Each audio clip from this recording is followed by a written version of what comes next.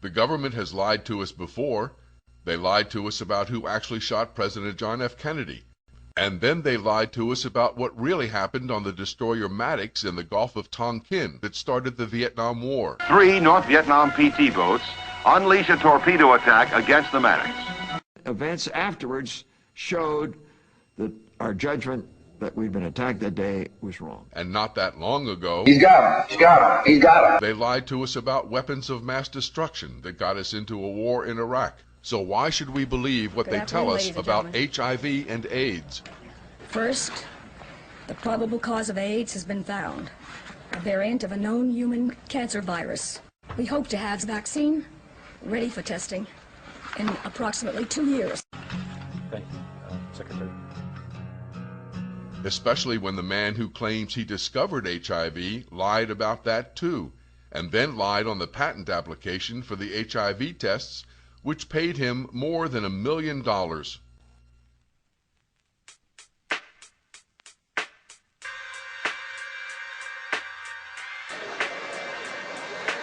That's right, we got AIDS out there. You think they're gonna cure AIDS?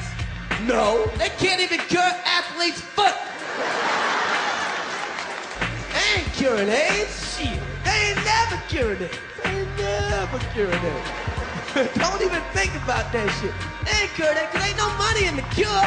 The money's in the medicine. That's how you get paid on the comeback.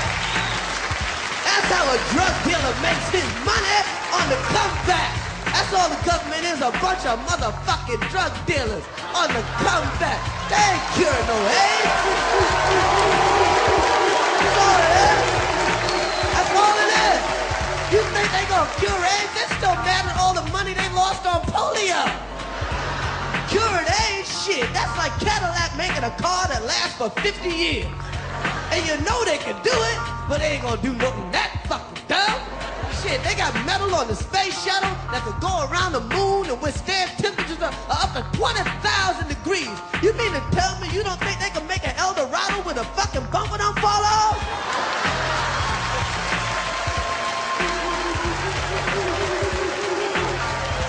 They can, but they won't. So what they will do with AIDS is the same thing they do with everything else.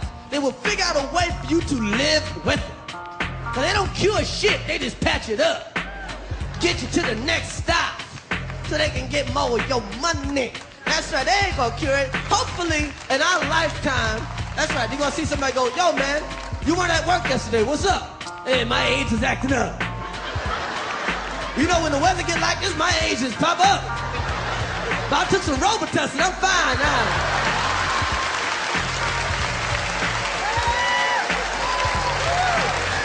That's right, man. AIDS is scary, man.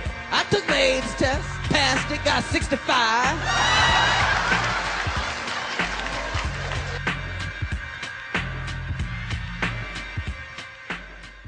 In the 1970s, President Jimmy Carter commissioned the Global 2000 report. The findings of the report blamed virtually all of the world problems on the population growth of non-white people.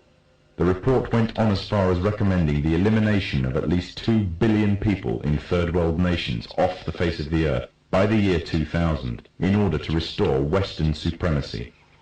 Interestingly enough, also in the 70s, the AIDS epidemic broke out, claiming huge amounts of life in third world nations, as well as amongst the growing black and Hispanic population of America.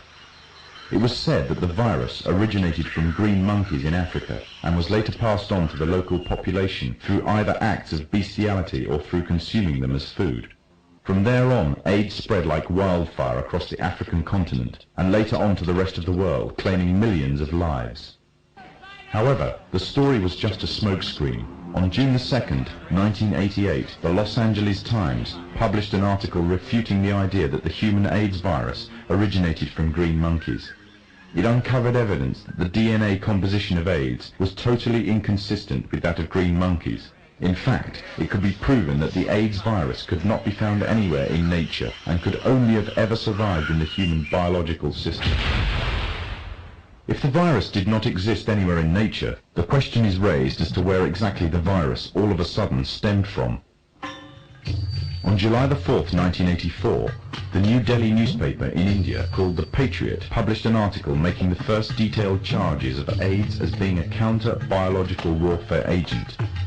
An anonymous American anthropologist was quoted claiming that AIDS was genetically engineered at the U.S. Army's Biological Warfare Laboratory at Fort Detrick near Frederick, Maryland. Then on October the 30th, 1985, the Soviet journal Literaturная Gazeta repeated the charges made by the Indian newspaper, making it an international controversy. All this, however, was easily passed off as a communist rhetoric by the Masonic West. However, on October the 26th, 1986, the Sunday Express became the first Western newspaper to run a front-page story confirming the findings of the Indian and Soviet newspapers entitled AIDS Made in Lab Shop. The outbreak of AIDS has been linked to vaccine programs around the world.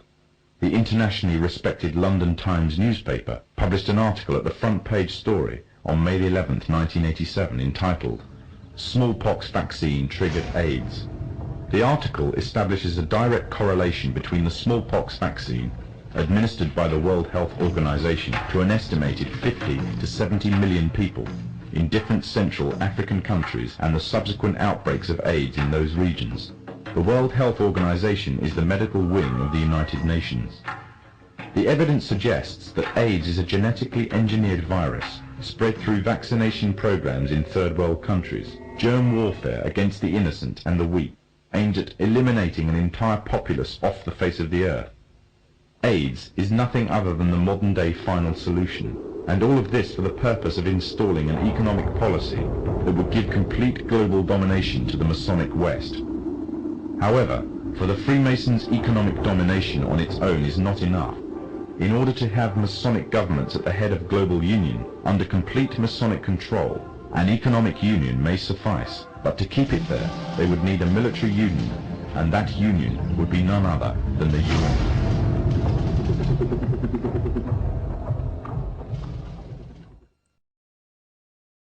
Magic Johnson, the man who led the Laker teams to 5 NBA championships, has retired from basketball.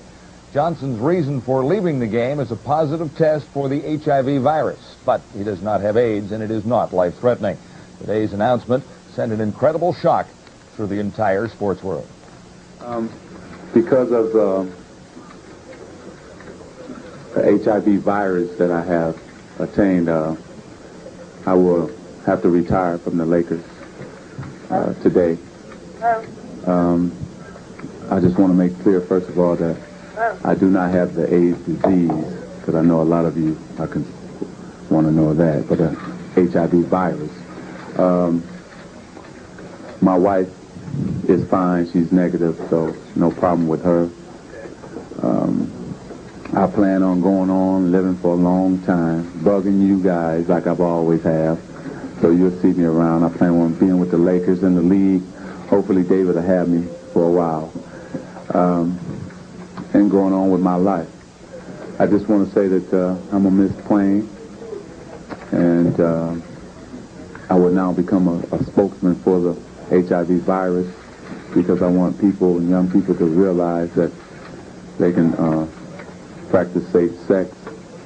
And you know, sometimes you're a little naive about it and you think it could never happen to you. You only thought it could happen to, you know, other people and so on and on. And it has happened, but I'm going to deal with it and my life will go on. The issue is very straightforward. Irvin Johnson has been infected with the AIDS virus. He is not ill in any way. ARC or ARC, which some people have heard of, is simply a continuum from the viral infection to illnesses that occur later on. He does not have that. Johnson just found out about his problem yesterday, and was a class act with incredible confidence and poise as he made his announcement just a while ago at the Forum in Los Angeles. Again, Magic Johnson has been forced to retire from the Los Angeles Lakers. For 15 years now, to whom or what do you give credit for this? Well, I think first God blessed me. Second, the medicine is doing what it's supposed to do, and then third, I'm doing what I'm supposed to do. You know, I work out. First of all, I take my medicine. That's number one. Mm-hmm. And then I work out, I try to eat right. And then I've had a positive attitude with the whole HIV and AIDS thing, dealing with it. A lot of people think it's a death sentence when it's first, announced to them. But if they take their meds,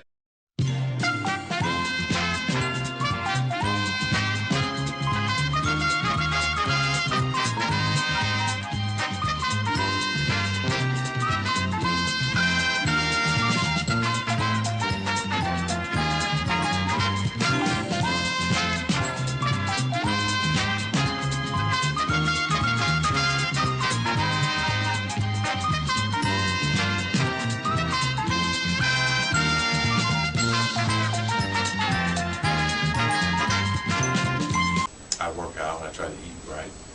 I work out, I try to eat right. I work out, I try to eat right.